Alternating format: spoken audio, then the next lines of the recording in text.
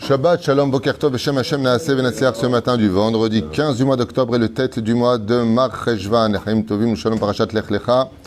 Shiur racheté aujourd'hui par qui? Shnia Hat. Leat Leat, Aval Batuach.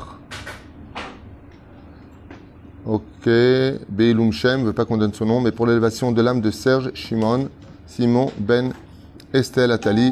רוח השם תנחנו בגן עדן עליון וכל השוכבים עמו בכלל הרחמים והסליחות וכן יעשנו מרמן ופוסחנו en temps l'âme de Georges Eliam Simcha Ali Julio Yom Tov Ben Yasmin Yadom Mordechai Ben Davidat Gérard Grulik Eli Elman Ben Mazal Aaron Haïm Aaron Yosef Ben Esther Yosef Ben Rachel Uget Shira Bat Yvonne Irian Bat Mir Simcha Zerbib Michel Simcha Bat Esther David Eli Barou Ben Marcel Sarah Bat Hanina Dada Mesauda Bat Esther Sasson Bat Esther Alevi Amran Ben Yaakov Azul Martin Rosine Saada Vechen Hashem Atov Victor Gilles Bechaim, Victor Chaim Ben Lala, ou l'élève Alpha Avdanim, comment elle s'appelle aussi Jacqueline, on a dit Rachel Bat Soulika. Roi Hashem Tenachena Ben Gan Eden Elion, Kol Mete Israël. Rfouach Lemach, la mamère Kol Chol Israël, Bichlala Moratim Vivian Bat Esther Sarah Bat Partimir Ben Rivka Fitusiana Ben Esther Ben Machlou Ben Sarah. Chaya Ruchama Esther Bat Rivka Ben Simon Anna La Refanela. Hashem Atav Yitzhak Gandus Ben David, Rfouach Lemach la mamère Baruch Ben Nerut Sofan Shoshana Bat Mesauda Nathan Yosef Ben Yehudit Simsim Ben Simcha Zabah Hashem Yashlomo Ben Joan Yana Hanna Bernard Mimoun Ben Jan Hanash Berki va mieux, les Mishpachat Ben Hamou Tamar Bat Badia. On lui ressent la Mira avec Kol Israël. Qu'est-ce qu'il y a? Fouachlema de Lia Léa Bat Émilie. Yoram Myriam Bet Ora Myriam Bat Léa. Si tu le dis bien, je comprends. Et Saouda Ben. Ah, Mirso, je l'ai dit déjà tout à l'heure. Quand tu dormais tout à l'heure, je l'ai dit. Tov. ברוך הבא ידידי היקר, הדגול והחשוב, השם מברך אתכם בכל אשר לכם, תצליחו ותרוויחו לחיים טובים ושלום. On a deux shiurim à faire, un avec une idée qu'on va développer tout de suite, et le deuxième qui m'a été demandé, je crois que c'est un sujet, parce qu'il y a 2 étoiles. Chez moi, 2 étoiles, ça veut dire thème. On va parler du srout avot. Vous savez que, malheureusement, je dis bien malheureusement, tous les jours on entend des gens qui partent. Et grâce à Dieu, de l'autre côté, tous les gens, des gens qui se marient, il y a des brit milot, il y a des bar mitzvot, il ne faut pas voir le côté négatif. Mais c'est vrai que, comme je le disais tout à l'heure à Maurice, je n'ai jamais entendu une période aussi incroyable. Béhémet, c'est tout le temps des enterrements. Tout le temps des gens qui partent. Mamash, lo yoman qui se d'ailleurs, je penserai en même temps la refouach lema de Laetitia Darmon. Bezrat Hashem, Anna Elna Refanala. Mamash, une situation où, voilà, jusqu'à des heures impossibles, on ramène les corps de France, on ramène les corps des États-Unis, et on a encore un très grand rav français à Jérusalem qui vient de partir de ce monde, un tzaddik qui a écrit des livres. Comment il s'appelle? Le rav Yaakov Simoni. Un tzaddik. Et aujourd'hui, c'est la Askara et la Iloula de ce grand en Torah qui était le rav Léon Ashkenazi Manitou à la Shalom, et qui sont la Inyan, on a beaucoup d'enterrements, malheureusement, mais bon, ça fait partie d'un cycle de vie qu'on ne comprend pas. Et ce qui est très curieux, c'est que quand on va aux enterrements écouter les espédim, c'est-à-dire les oraisons funèbres, on entend tout le temps la même chose. Ça veut dire quoi? On entend tout le temps la même chose. Qui il était, qu'est-ce qu'il a fait de bien dans sa vie. Et on raconte Torah, mitzvot ou maasim tovim. Voilà ce qu'on entend dans tous les enterrements. Une personne avait beau posséder des rues, des appartements, des banques si elle veut, une richesse incommensurable, personne n'en parle pendant le Hesped. Par contre, ce que l'on va dire pendant le Hesped, c'est qu'est-ce qu'il a fait de son argent. Où est-ce qu'il a investi son argent. Lo alenu velo alechem, je me souviens qu'une fois, on m'avait demandé de venir participer à l'enterrement d'une personne qui était un peu gauchiste de philosophie. Mais en tout cas, il y a une chose de sûre, c'est qu'il était très anti-Torah. Mais par respect par rapport à lui, que je le connaissais, sa femme m'a demandé de venir. Donc je suis allé pour faire le respect d'un juif, reste un juif, quoi qu'il fasse de sa vie. Et bien entendu, ils m'ont empêché de faire un Dvar Torah quand je suis arrivé. Ils ont vu quelqu'un avec le chapeau, ils ont dit hop, hop, hop, hop, hop. Celui-là, désolé, mais il parlera pas. Et la femme, pourtant l'épouse, a demandé que je parle. Ils m'ont pas laissé parler. Et je me souviens que le discours qui avait été fait, et j'ai répondu dans ma tête, on ne récolte que ce que l'on a semé. Je me rappelle que ce monsieur m'avait dit, sans lui faire de kitroug, pour moi, Moshe et Bouddha, c'est pareil. Comparer Moshe Rabbeinu à Bouddha, hein, je ne sais pas si Moshe lui pardonnera dans le ciel une telle comparaison, mais il y a Jukvoul, Bachaim. Et d'ailleurs, je l'avais réprimandé ce jour-là, c'était à Jérusalem, et le discours qui a été fait par le doyen de l'université, qui avait dit, je me souviens, en hébreu bien sûr, je me souviens de toi, quand tu étais professeur à l'université, et quand un de tes élèves te disait quelque chose de bien, tu lui disais « chapeau » en français. Attends, lui, c'est un Israélien qui parle. Alors aujourd'hui, où tu pars après toutes ces bonnes années données, nous te disons « chapeau ». Voilà exactement le discours qui a été dit. Et là, moi, j'ai répondu « hachado ». T'as l'homme, il te bayesh. Mais d'autre côté, qu'est-ce qu'on peut dire? Aval, les gens qui ont fait Torah Mitzvot toute leur vie, même s'ils n'étaient pas spécialement religieux, qui ont toujours aimé la Torah, soutenu la Torah, ils ont fait des cours de Torah chez eux, on a quoi dire? On a quoi dire? Mais le maximum que l'on puisse dire, c'est quoi une personne? Quelle est la plus belle chose qu'on puisse dire à une personne? Le jour d'un espèce, le jour où une personne part, lui-même vous le dira, si vous pouviez l'entendre. C'est quel enfant il a laissé sur terre.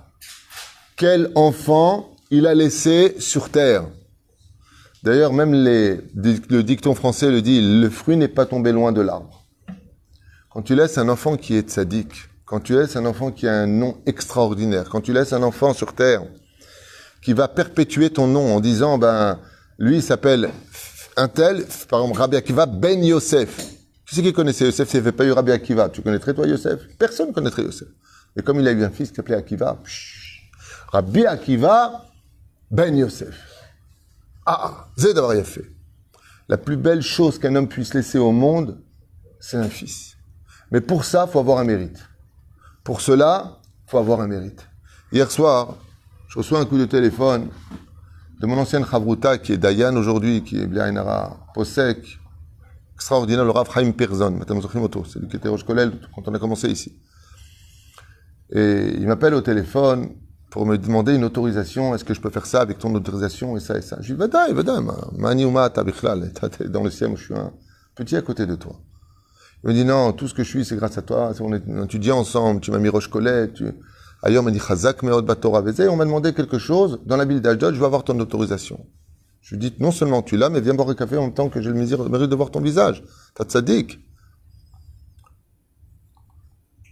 Rav Chaim Perzon, quand on étudiait ensemble à Jérusalem, chez mon Rav le Rav Garbian, c'était un homme qui n'était pas religieux. Il a fait tchouva, et depuis qu'il a fait tchouva, il est monté en flèche, et jusqu'à aujourd'hui, ad kissé à Kavod Bliainara. Alors un jour, j'ai été le voir, et je lui ai demandé quel mérite il a eu ton père d'avoir un fils comme toi. Il m'a dit, je sais pas, va demander à mon père. Alors j'ai été voir son père. J'ai dit, moi, quel mérite tu as eu d'avoir un fils comme lui? Il m'a répondu, je sais pas. Je lui cherche bien. Est-ce que tu as fait un jour quelque chose d'extraordinaire? Il m'a répondu, non. J'ai fait mon service militaire en Israël. Je dis, c'est déjà extraordinaire, j'ai fait. À l'époque, il y avait beaucoup de respect. À l'époque de son père, l'armée, il y avait beaucoup de respect. Le monde de la Torah était respecté. Pas partout. À Bâle, il y avait du kavod, pas comme aujourd'hui à Shem Shemon. Il y avait du sioniste, le vrai sioniste, l'amour de la terre, l'amour de la nation. À cette époque.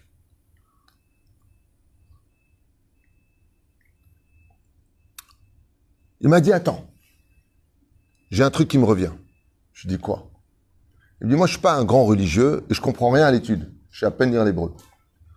Mais il y a une chose sur laquelle j'ai toujours été mahmir, c'est faire des bénédictions avant de manger. J'ai dit alors? Il me dit, un jour comme ça, j'étais à l'armée et celui qui était à côté de moi, il sort une pomme pour la manger. Et au moment où il sort la pomme pour la manger, je lui ai retenu sa main pour pas qu'il la mange. Je lui ai dit, hey, tu peux pas manger comme ça. C'est assourd. Tu voles. en hébreu. Et le Khayal qui était à côté, qui était dans la même plouga que moi, me regarde en me disant « Enlève ta main ou je t'en mets une ». Alors je lui dis « D'abord tu dis Boré Péri Aet, et après j'enlève ma main ». En guise de réponse, il a pris la main de l'autre côté, il lui a mis une grande claque dans le visage. Style, tu restes à ta place et tu te mêles pas. Il reprend la pomme pour la manger, il lui a remis la main, lui disant, tu peux pas manger, mais t'en as pris une gifle. En guise de réponse, il lui a redonné encore une gifle de toutes ses forces. Il lui a retourné la tête. Il a regardé comme ça, il a attrapé avec ses deux mains, il lui a dit, mais juste dis Boré Péri Aet. Et la troisième fois, il lui a dit, bon, c'est quoi ton truc? Si je vois que tu es prêt à prendre des claques dans le visage et que tu insistes, alors que tu n'y prends rien, il lui dit, si, je veux dire Amen à ta bracha. Alors il m'a raconté que ce Chiloni, il a dit la bénédiction, Baruch ata Hashem Elokeinu melech haolam borei peri haetz. Il a croqué, il lui a dit, maintenant t'es content? Il lui a dit, maintenant je suis content. Et il l'a embrassé sur le visage. Celui qui a pris les deux gifles. Il lui a fait un bisou sur la joue. Il lui a pris la tête, il lui a fait un bisou. Il lui a dit, merci beaucoup. Il m'a dit, c'est un mérite ça? Je lui ai dit, oh, j'ai compris. Je lui ai dit, j'ai compris pourquoi tu as un fils comme ça. Le fruit n'est pas tombé loin de l'arbre. Quel rapport avec la paracha de Lech Lecha? Ma kesher. Entre Lech Lecha et cette histoire qu'on vient de raconter. Le mot Lech Lecha, c'est une expression qu'on trouve deux fois dans la Torah. On l'a dit pour la première et la dernière épreuve. Lech Lecha l'Ertzecha et Lech Lecha el Eretz Amoria, la dernière épreuve de la Kedat Yitzhak. Le mot Lech Lecha a quelque chose de bizarre. Parce que quand tu veux le traduire, c'est Lech, ça c'est facile, Lecha. Donc on va le traduire en français le plus correctement, va pour toi. Donc Rachid dira les Tovatecha lanatecha. Mais dis directement Lech. Tu dis pas une personne, à part la Torah, est-ce que vous avez déjà entendu une personne qui vous dirait dans la rue Lech Lecha? Non, personne ne dira ça. Ça veut dire qu'il se cache à l'intérieur même de l'étymologie du mot Lech Lecha quelque chose de beaucoup plus puissant. Et en général, pour cela, il faut rentrer dans le remez, dans le monde du remez, c'est-à-dire dans le monde de l'allusion qui t'est donnée ici. La 24e Mishnah du 5e chapitre de Masechet Avot nous dit que dans l'éducation, il y a des âges à respecter. Ben Chamesh, la Mikra. À 5 ans, ton fils, il doit déjà savoir lire, pas il apprend à lire, comme dans le Talmud Torah. À 5 ans, tous les enfants dans le Talmud Torah, ils lisent Mamash Metsuyan, en Israël, je parle. Dans les écoles, c'est à 5 ans qu'on lui apprend Aleph, Bet, Mamash, Lo. Ben Chamesh, la Mikra. Ben Esser, la Mishnah. Donc, si à 5 ans, il sait déjà lire, qu'est-ce qu'il va faire en 5 ans? Il va étudier Bereshit, Shemot, Vaikra, Bamidbar, Devarim. Ça veut dire que dans le judaïsme, on considère qu'un enfant de 5 ans à 10 ans, il connaît déjà la Torah. Ben Esser la Mishnah, à 10 ans la Mishnah. À 13 ans la Bar Mitzvah, il se marie avec la Torah. À 15 ans, le Talmud. Ça veut dire quoi? Qu'à 15 ans déjà, il connaît le Talmud. Pas il commence à étudier simplement le Talmud. Kvar Yodea. Pourquoi? Ben Shmona Esrei la Choupa, à 18 ans il se marie. Ben Esrim l'Irdof. C'est quoi l'Irdof? Il poursuit. Si c'est pas marié à 18 ans, il a la mitzvah de poursuivre la mitzvah, car la Géoula dépend essentiellement des mariages. Comme on le dit d'ailleurs dans les bénédictions des Sheva Brachot, qu'est-ce qui donne de la joie à Dieu? Mais ça Tzion Bevanea. Quand les couples se marient, que date Moshe Israël, qu'ils ont des enfants, la Shrina elle danse. Ça rapproche la Géoula. Comme c'est marqué à la fin des temps, quand Dieu verra les enfants et les vieux danser dans les rues de Jérusalem, pour rapprocher la Géoula. Mais la reine, quand on arrive comme ça, Ben Shmonim la Gvoura, et ainsi de suite, qu'est-ce qui a marqué Ben Mea? Celui qui a 100 ans, qu'est-ce qui a marqué? Hein? Non. Ben Mea Shana, Keilu Met ou Batel Mina Olam. Il est considéré comme mort, il n'est pas mort. Keilu Met, Keilu, comme si qu'il était mort, mais ou batel mina olam. Par contre, là, je comprends pas. Pourquoi tu me dis ou batel mina olam? Il est batel, ça veut dire il est annulé du monde. Le Rav Kadouri est mort à 108 ans, le Rav Shach est mort à 108 ans, et beaucoup d'autres rabbanim ont dépassé cet âge-là, ils n'étaient pas morts, ou keilu batel mina olam, jusqu'à leur dernier souffle, on était près d'eux. Mazeki ilu met ou batel mina olam. Batel mina olam, ça veut dire que la Mishnah vient nous apprendre quelque chose d'incroyable.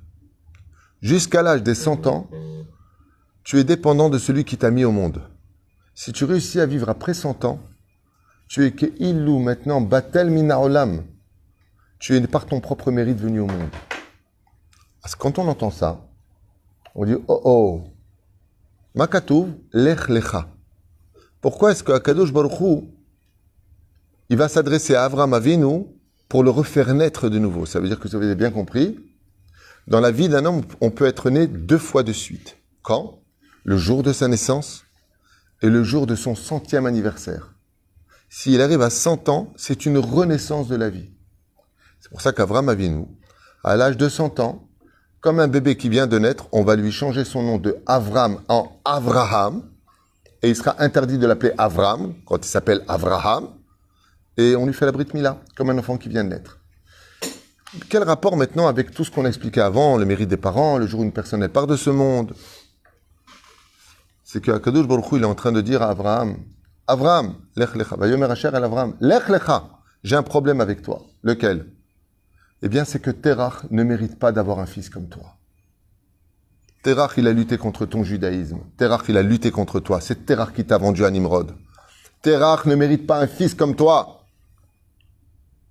Même s'il y en a qui disent que Terach aurait fait tchouva à l'âge de 205 ans à la fin de la paracha de Noach.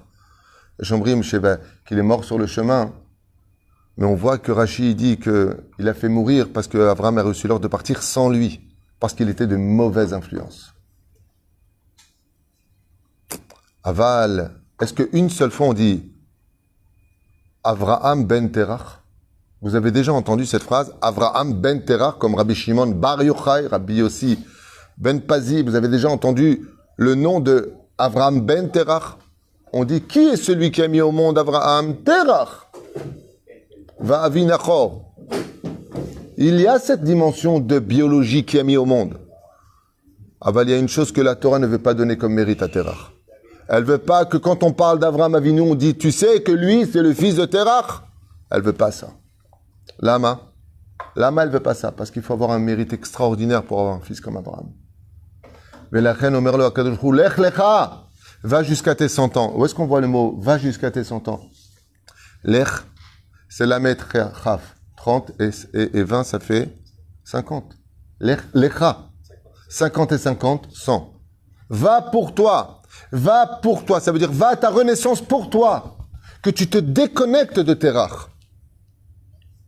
Et quel va devenir d'un coup le nouveau nom d'Avraham Avinu? Avraham Avinu. Le nom de famille d'Avraham, c'est Avraham Avinu. Partout où on le marque, c'est pas Avraham ben Terach, c'est Avraham Avinu. Avraham devient le père de toute la nation juive. Et c'est ça qui formera chez lui son nom de famille. Avraham Avinu. Parce que dans le ciel, on juge dans les moindres détails. Est-ce que tu mérites d'avoir un fils qui soit dans la Torah? Est-ce que tu mérites un fils qui fasse Torah Mizot? Est-ce que tu peux demander que ça? Est-ce que tu mérites un fils qui fasse un bon nom dans ta vie? Qui tu es toi, Bichlal? Quel mérite tu as acquis dans ce monde? Miata Bichlal. Et là, Shoftim Bashamaim. Omer Akadosh Baruch Hu Avraham Avinu. Lech lecha, va pour toi. Mazot Omeret, va pour toi. Mazotoma, va pour toi, déconnecte-toi de ton identité de ton père. Mi bet avicha. Pas simplement tu t'en vas du pays qui t'a vu naître. Non, de la maison de ton père. Va-t'en de là-bas. Mazotoma, va-t'en de là-bas. Si tu quittes le pays, tu quittes automatiquement la maison de ton père. Pourquoi tu as besoin de le dire? Parce que Akadosh Baruch Hu a voulu retirer le mérite à Terach de dire, moi je suis le père d'Abraham. Tu ne resteras que le père de Haran et de Nachor. 2, tu peux dire, ouais, eux, ce sont mes enfants. Aval Avraham Avinu, il a changé de nom de famille. Il s'appelle Avinu. Avraham à Ivri, Avraham l'hébreu. Mais Avraham n'est plus connecté à Terach. Il a perdu le mérite de pouvoir dire dans le ciel, une fois, Lo alenu velo alechem, un enfant a fait une grande teshuva et sa mère, elle était tellement anti-religieuse qu'elle a tout fait pour l'empêcher d'être dans la Torah et les mitzvot. Non seulement elle payait pas les yeshivot, elle payait rien, tout ce qui est à la Torah, débrouille-toi. Tu as voulu ce chemin, tu te débrouilles. Alors, un jour, le fils est venu me voir, il m'a dit, ah, plutôt vous pensez que c'est grave ce que fait ma mère? Je lui dis, non seulement c'est grave, mais c'est pas de sa faute. Parce que dans le ciel, quand elle partira de ce monde à 120 ans, où là elle verra la vérité de ce monde, que seule la Torah est vraie, que seul les mitzvot, que seul d'être quelqu'un de humble et de bien, c'est la seule chose qu'on prend avec soi. Elle dira, mais moi j'ai un fils, hein, j'ai un fils. On lui dira exactement comme Abraham. Toi, ton seul fils, c'est la bêtise humaine. Lui, c'est le fils de la Shekhinah. Lui, c'est le fils de ceux qui lui ont payé la Shiva. Lui, c'est le fils de ceux qui lui ont fait confiance, qui l'ont fait grandir dans la Torah. Lui, c'est le fils du Rav qui lui a appris la Torah. Si toi, tu l'avais encouragé, si toi, tu l'avais soutenu, si toi, tu l'avais aidé, si toi, tu l'avais motivé, tu aurais eu un mérite avec lui. Tout comme Terah, il a tout fait pour que son fils quitte le domaine du monothéisme pour devenir Oved Avodazara comme lui et d'avoir les faveurs du roi. Akadosh Baruch Hu lui a dit, dans le monde d'en haut, Terah, tu pourras pas dire, moi j'ai quand même un fils qui est venu au monde qui s'appelle Abraham. On te donnera pas ce mérite. Lachen lech lecha. Va jusqu'à 100 ans qui ilumet ou batel mina olam. C'est comme si tu es mort et annulé du monde. Pourquoi? Tout ça pour Terah. Mais la reine, avant qu'Abraham, Dieu s'adresse à lui, il y a marqué Vayamot Terah, il est mort Terah. La Torah vient nous faire comprendre qu'est-ce qui a tué Terah? Le mérite d'avoir eu un fils comme Abraham Avinu. Le mérite d'avoir eu un fils qui est dans la Torah. Les gens se gratifient. Mon fils est avocat, mon fils est médecin, mon fils est professeur, mon fils est ingénieur. Imkol Akavod. Je n'ai encore jamais entendu, quand une personne est décédée, il a un fils médecin, il a laissé un fils avocat, il a laissé un fils ingénieur. J'ai jamais entendu ça. Et on les appellera pas pour faire un Dvar Torah. Le pire, c'est que quand on dit viens faire le Kaddish, il dit c'est quoi ça? Idgad, al, ve, it, kad, laisse tomber, on va le faire pour toi, laisse. C'est pas que je me moque, Ras Veshalom, moi je me moque de personne, moi-même j'étais pas dans la Torah avant. C'est juste pour nous réveiller un petit peu quand on lit les parachutes, de comprendre l'importance des messages qui sont dedans. La Torah, c'est pas un livre d'histoire, même s'il y a beaucoup d'histoires dans Bereshit. La Torah, c'est un livre qui vient nous dire, réveille-toi, regarde ce qui se passe. Regarde ce que Dieu y fait. Regarde comment le monde se passe. Que tu le veuilles ou pas, c'est comme ça que ça se passe. Est-ce que tu as fait ce qu'il fallait pour emmener tes enfants là où il fallait? Zeperoucha d'abord. Baruch Adonai l'olam, amen, amen. C'était une idée comme ça que je voulais développer avec vous, avec l'aide d'Hachem. Ce que j'ai lu, Ken, l'élévation de l'âge de Esther Shimon Ben Estelle Atali. Et ce que je dis pour un garçon de laisser un tzaddik sur terre, c'est valable aussi pour une fille qui est tzaddik, Ken. C'est pas moins important. Ken? Oui. Plus que ça, j'ai pas dit ça, je dis plus que ça encore. Le père est un rachat gamour. Le mec, c'est une ordure. Il a laissé des fils tzadikim, quand il part de ce monde, on l'accueille dans la lumière, et on l'appelle Kahloui Tunsi, on lui fait la teuf. Tu sais pourquoi? Et pire comme ça, la Gemara, elle dit plus que c'est comme c'est marqué dans le livre Orchot Tzadikim. On l'appelle tzadik quand il meurt. Tzadik ben tzadik. Comme ça dit la Gemara, pas d'habitude. Parce que, il a fait Meod, chez la Tova Tashoel. Pourquoi on l'appelle tzadik ben tzadik? Parce que, étant donné que lui n'aurait plus de mérite pour vivre pour lui et qu'il a eu un fils qui était dans la lumière, c'est son fils qui l'a engendré. Chez Nehemar, Bar Mezake de Aboua. C'est des fois le fils qui peut mettre son père au monde. La question, c'est même si le père dit non, tu te débrouilles comme tu viens de raconter là. Et alors? Si le fait que les parents ne l'encouragent pas ou ni financièrement. Il y a une différence entre tout faire pour pas qu'il y soit et ne pas mettre la main à la pâte pour qu'il y arrive. Maintenant, ces parents-là, des fois, pourquoi ils ne le font pas? Parce qu'ils se sont trompés. Prenons le cas d'un homme. Rabbi Eliezer ben Orkanos. On a parlé de lui hier. Rabbi Eliezer ben Orkanos. Orkanos était un homme très riche. Il avait un fils du nom de Eliezer. À l'âge de 19 ans, Rabbi Eliezer ben Orkanos, Hashka nafshu lilmod Torah. Son âme a voulu aller étudier la Torah. Son père lui a dit non. On a des affaires, t'as jamais étudié la Torah, tu sais même pas lire, tu surveilles les champs, les récoltes, et c'est tout. C'est pas qu'il n'a pas voulu qu'il aille étudier la Torah. Il faut savoir que Orkanos soutenait lui-même la yeshiva de Rabbi Yochanan ben Zakkai. Le père, non seulement il aimait la Torah, mais il soutenait la Torah. Mais il n'a pas voulu que son fils étudie la Torah parce qu'il n'y croyait pas. Il ne croyait pas qu'un jour il deviendrait grand en Torah. Quand on dit Rabbi Eliezer, on dit Rabbi Eliezer ben Orkanos. Pourtant son père il s'est opposé à toi. Mais quand il a vu qu'il avait réussi, il lui a donné toute sa fortune. Mashma Mikan, que ça dépend de la raison des parents. Quand tu vois ton fils qui est un gros fainéant, qui fait rien de sa vie, qu'en réalité, il se cache derrière des livres de Torah pour passer son temps, les parents, ils le voient, ça. Ils le connaissent. Baba, va prendre un métier ou va à l'armée, chauffe pas les bancs. Tu te sers de la Torah. Ouais, moi j'ai étudié, mes parents ils veulent pas. Si l'intention, c'est parce que vraiment il y a un métier à apprendre à son fils, parce que c'est une mitzvah pour un père d'apprendre un métier à son fils, il n'y a pas de problème. C'est l'intention. Mais quand ta personne, comme la maman de ce Bachour Yeshiva qui m'a parlé, elle est hostile à la Torah, elle se moque des rabbanim. Cette femme-là, le jour de sa mort, elle pourra jamais dire « Mon fils, sauve-moi par ton Kaddish ». Le Kaddish, il va monter, il y aura un blocage qu'elle-même, elle a créé. Parce que quoi?